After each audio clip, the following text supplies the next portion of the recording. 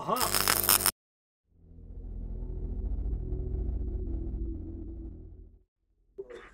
So let's see now. And so then I joined the Air Force, and I'm in South Korea, and word comes that mom's going in for heart surgery, Hmm. emergency heart surgery. Um, and the Air Force bust its butt, to its credit. They got me from a remote base in South Korea to Atlanta, Georgia in 24 hours. But that wasn't fast enough for me to get there. You know, by the time I got there, the surgery had happened, and I Yeah. went to the waiting room, and everything was supposed to be fine. You know, everything was going to be good. We were just waiting for her to wake up. You know, part of the recovery process. Well, of course, that didn't happen, and she, through a series of things that happened, she wound up dying. Um, but I do think even there was a supernatural thing. You know, Chris told the story about how he called Mrs. Adams Yeah. after she was gone, and she said, "Yeah, Darlene visited her, let her know that she was gone, Hmm. and said, 'I'm free, I'm free.'" Well, but before she'd actually passed on officially, uh, so we'd been there. Dad was tired; he'd been there from the beginning. We Yeah. all urged Dad to, "Hey, take a break. You know, nothing's going to happen in the short term. Go take a nap. You know, go home for a while, Dad." And he did. Um, and to our regret, because Mom died right after Yeah. we said go home. So somehow, I forget how, we got a hold of him, said, "Come on back." Um, and he did. Um, but as we're waiting for Dad to arrive, and Mom is, we've been told, has passed on. Um, in come the doctors. They pull me aside, take me to a room. I don't remember anybody else being there. I think it was just because I was the oldest, but Chris must have been there because, you know, he was 22, Yeah. and was deeply involved in all this stuff. So he must have been there too. But I remember the doctor saying, "Look, don't get your hopes up. Your mom is still going to die. She's still dead, but her heart has started beating again." And he said, "This sometimes happens. It's just the body doing its last reflective, trying to hang on. But Hmm. make no mistake, your mom is gone. It's just that her heart doesn't know that yet." So, okay. So we come back out of the room, and here comes Dad walking down the hallway, right? And we say, "Dad, hurry, hurry!" And Dad takes off running. I mean, he could move, and Yeah. he was there, just, you know, say his goodbyes to his wife, and we all went out to the little waiting room. And then I remember they came out and said, "Okay, she's really gone this time," and Dad broke down. But I always thought that was a little supernatural, almost like, you know, um, there was no reason for her heart to start back up again like that, and it No. stopped only shortly after Dad made it back. So he had his chance to say his final goodbyes. He wanted to be there for the last breath, and it was almost like a God-given grace that was allowed. You know, it's funny because when you have a bypass, they stop your heart. So that's two times, where they, Oh yeah. because the mom, I mean, they stop your heart during the surgery, which is crazy, and then they bring it back. And then that happened. Mom passed away. Then her heart started back on its own without any help. So that's really interesting. Well, you know, Um, they said her heart was incredibly strong, and in fact, its absolute strength was the reason that they didn't realize that the rest of her body had issues, because the yeah. vital signs didn't start going until it was way too late to help. Um, well, then, okay, the next thing that happens to me is, so Mom passes, and everybody else had their stories about that house that they were living in at the time. I don't Uh-huh. have anything. I just remember being, I do remember that our first reaction, my reaction to Mom's death that night, was fear. I Now I'm 28 years old at that point. I hadn't slept with the covers over my head for many years. When we that first night, I forget whose bedroom I was in, but I covered my head, and I left the lights on in the bedroom, and I Hmm. covered my head like I did when I was a small child. Um, and Because you're worried about mom coming back to you? yeah, I was scared she was going to haunt. I wasn't grieving. I was I was scared that she was going to show up, and I didn't want to see it. And then I remember Chris and Sandy saying the same thing. Essentially, they didn't sleep at all. They were scared, afraid. So Think about that. yeah, I know. I mean, think about that. That's not a normal reaction. No, no, no, no. As a matter of fact, since we're going astray here in our stories, maybe we'll talk. Maybe not right now, but Chris and I did the funeral arrangements, and Yeah. that's funny as hell. Everybody I tell the story to just thinks, "Oh my God, you guys are freaks," but it tells the fact that we did what we did. The jokes we made were all about Mom's character. Yeah. So anyway, so all that happens. I go back to South Korea. I'm fine there. I asked to be sent to Peterson Air Force Base, which was considered there's no way in hell you'll ever get that. It's a prime base. People have been serving for years, asked for that base, hoping by seniority they can get a place on it. It's a beautiful part of the country, Colorado Springs. You'll never get it. So I get it. Just like when I joined the Air Force, there were only 2 photographer slots in the entire Air Force. But I scored so high in the ASVAB test, they said, "What would you like to do?" And I said, I went down the list: mechanic, security guard, technician, photographer. Well, I'll be a photographer. So I've just had, it was a good experience. So I went to Peterson Air Force Base.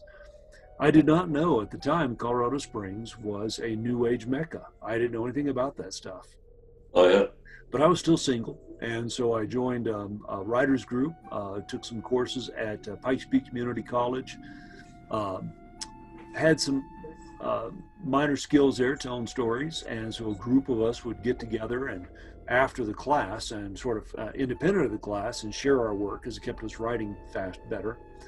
But I also got into the sort of the New Age movement, and I remembered Mom's stories of astral travel. And at that point, I'd read a couple of books on the subject, including Robert Monroe's Journeys Out of the Body, which was a middle-aged man who just suddenly, spontaneously finds himself out of his body and practiced it. Did some reading, pulled out the esoteric text, started practicing it.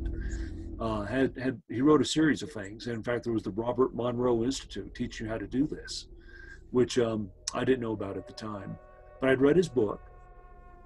And I went to the New Age bookstores, and there were a couple of guides. At the time, there was a magazine called Omni, a science magazine. I remember it. And they would have these little separate guides you could buy, like 30 Days to Lucid Dreaming, 30 Days to Astral Travel. Well, I still have the 30 Days to Astral Travel. And so I started doing the exercises. And one of the things you wanted to do there was you had to stop eating meat, give up alcohol, exercise, get your body, the whole idea was let's open up the energy centers of your body, so energy can flow freely. And you can't do those things if you're polluting yourself with booze and meat, okay? So I gave up those things, and I was pretty serious about these experiments. And one evening, at that point, I'm sleeping in a dorm room, and I'm because I'm an A1C, 2 stripes. I'm sharing it with another airman, and we put our bookcases down the middle to give ourselves privacy. Yeah.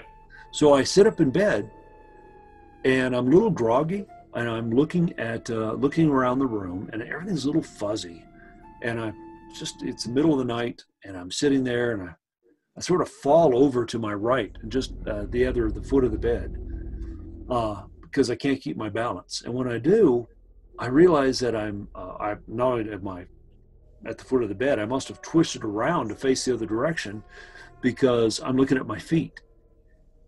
And I lay there looking, and I realize this is impossible. I can't be looking at my feet. And I think, oh, I'm out of my body. And it wakes me up. The act of wakes me up. Wow. Well, that gets me excited. I'm on the right track. The exercises, the mental exercises, the visualizations are working. A couple nights later, I wake up again, but this time I'm standing over my body. I'm standing next to my bed, looking down at my body asleep on the bed, and there's a blank white wall in front of me. Things are a little fuzzy, but I remember clearly that Robert Monroe had said, when you first are learning to leave your body, you're trying to use the sight that you're used to, your physical eyes. He goes, things may be a little unclear, but what you have to do is you're learning to use your spirit eyes. And I remember that. And I stood there facing the wall, and it was slowly coming into focus. And I was thinking, all right, everything he told me is right. Well, one of the things he also talked about was we're all frequencies. We're all vibrational frequencies. And like a radio station, different channels. And that right above us is our non-human entities. And they're jealous. We would call them demons or evil spirits. And the thing is, our bodies, according to Monroe, and quite a bit I've read since then, our spirits rise up. We have the ability to rise up past the angels. We have free will. God created us that way. And these entities, they can't stand that. They're stuck where they are. They hate us.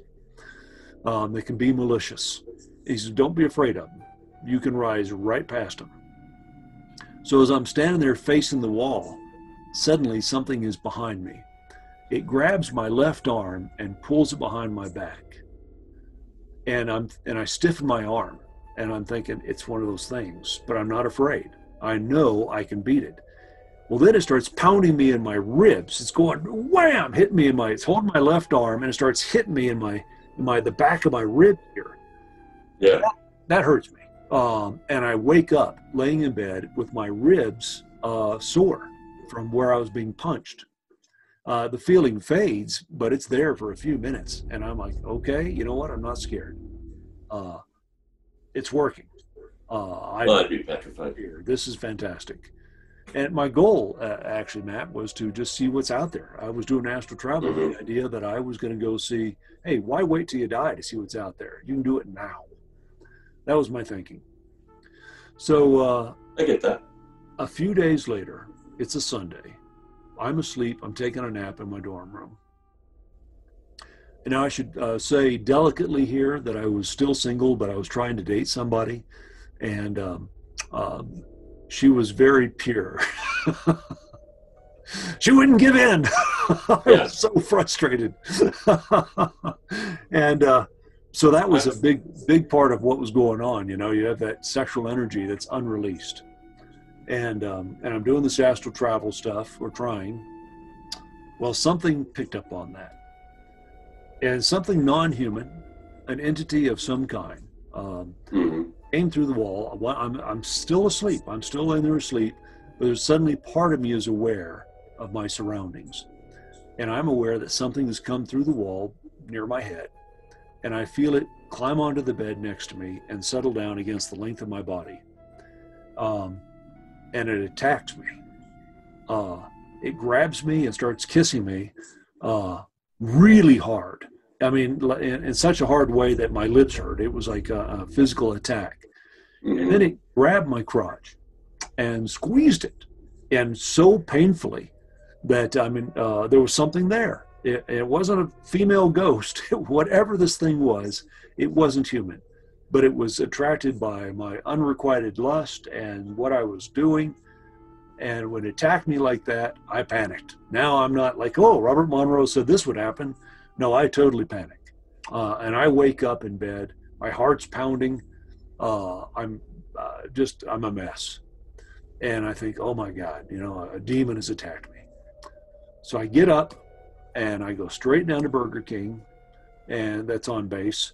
And I get myself a Whopper and eat that Whopper. Then I go to the liquor store on base and I get a 6-pack of beer and I drink that 6-pack of beer. And I stop jogging and I continue eating meat and I continue drinking beer. I don't ever want to see this thing again. I'm impure. That's fine. But some people pay good money to have their crotch put in pain like that. Yes, I know. As I've discovered after that, but not me, Matt. So the next thing that happened is it was about a year after Mom had died, and with the fall of the Berlin Wall, it was the Berlin Wall. With the fall of the Berlin Wall and the end of the Cold War, If you remember, the Air Force, all the military did what it does every time the United States wins a war. It says, well, we'll never need you again. All enemies have been vanquished from the history of our planet, and everybody out of the pool. We don't need the military. So they were doing that. They cut off all promotions. Officers training school was shut down. I Yeah. wasn't in staff. And at that point, I was pretty clear, that I was not cut out for the military anyway. I'd had some incidents dealing with rank that I just really soured me on the military. Okay, I love the job, but I was not suited for that way of doing the job. So I didn't bother me. I wasn't going to get promoted. I was going to leave. But what that meant was that the area, there was the nicer dorms where you got your individual room. Those opened up for A1Cs. You didn't have to make sergeant to be eligible. So I got moved over to my own room. And now this was beautiful. It was a big single room with a little kitchenette that was divided from the room by a small wall. And in between, there was a small bathroom, and it was shared. On the other side was another room. So basically what you had was two enlisted guys who had to share a bathroom. There was no communal bathroom anymore. Yeah. So it was like, it was my own little studio apartment. It was great. Well, Chris had been talking to me about, he had questions. Things were coming to his memory, questions about his childhood. And I remember, so we were talking about, Mom. And I remember I was back in those days, we used film. And you had to be in a dark room to take the film out of the metal canisters that it's rolled up in, right? Yeah. And so I'm in a completely dark room. And I'm not thinking about anything. I'm just by myself, undoing the film, put it in canisters to develop it. And all of a sudden, I'm very aware that Mom's standing behind me. Not just some entity, but it's Mom herself. She's there. Yeah. My heart starts pounding. I don't know why I thought that. I just knew it. My heart starts pounding, and my first impulse was to run out of that dark room. But then I remembered, I'm in the U.S. military. I'm 30 years old. I'm not running from this room and destroying this film. And I'll be ridiculed, and it'd be horrible. So I just sat there. I said, calm yourself down. And I finished doing what I had to do with the film, and calmly exited the doorway of the dark room, saved the film. But it was like, oh my God, what was that? So that's just a feeling. But what happened next told me it was more than a feeling. Okay. So I'm in the room, back in my bedroom, dorm room, and I'm asleep again. And I wake up and I stand out of the bed and I'm confused. I'm looking around my room and I'm thinking, did I get drunk? Am I in the wrong room? I'm in somebody else's room. I don't recognize things. And as I'm standing there, I look around and realize, no, this is my room. All the stuff in here is stuff I own. Somebody moved it. It's like they were playing a joke. I'm standing there thinking, so somebody came in while I was asleep and moved all my stuff just to mess with me. And as I'm standing there thinking, I suddenly become aware that there's somebody else in the room. And the only place they can be and me not see them is the little kitchenette. So I lean around. I just sort of lean and look over around the edge there. And there's Mom standing there in that moo-moo thing she wore, the gown. Oh.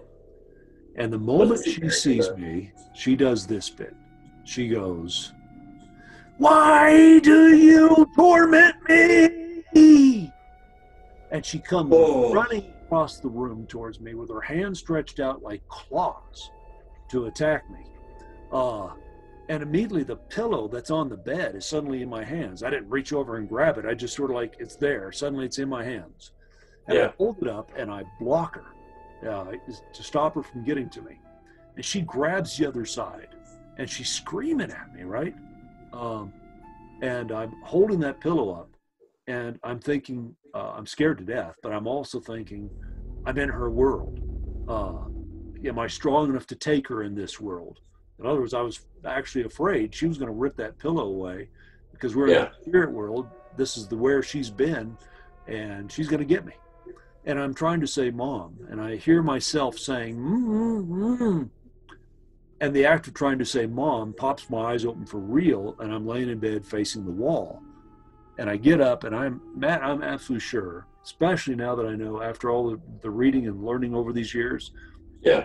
spirits, they're aware of what you're thinking.